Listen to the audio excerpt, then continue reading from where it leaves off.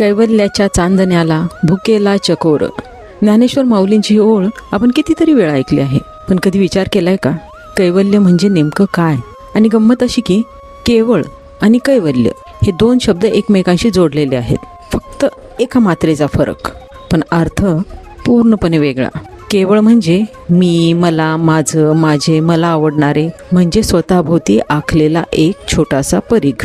या परिघातले माझे आणि बाहेरचे परके. मग येतो हेवा, तुलना, स्पर्धा आणि हळूहळू नकळत आपलं जग छोटं छोटं होत जातं.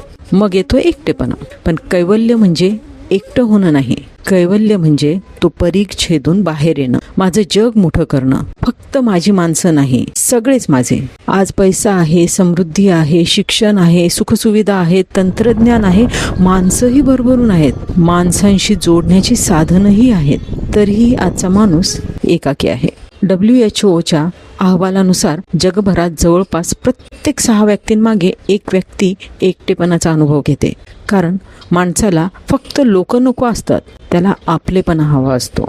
म्हणून कधी स्वतःला विचारून बघा, माझं कोण यापेक्षा मी कोणाचा हा प्रश्न जास्त महत्त्वाचा नाही का? आणि म्हणूनच तुम्ही प्रेम करायला लागा. तुमच्या कामावर, छंदावर, कुटुंबावर, तुमच्या माणसांवर प्रेम करा, झाडावर प्रेम करा, पक्षावर, निसर्गावर प्रेम करा. आणि मग सांगा, एकटेपणा कुठे उरला? भीड़ में तन्हाई बहुत है, मगर अपना कोई नहीं. खुद से मैं जुट जाऊं तो पराया कोई नहीं. किती मस्त ना? कुणी तुमचं नसेल तर काय झालं? तुम्ही या ईश्वर निर्मित चराचराचे होऊ शकता ना.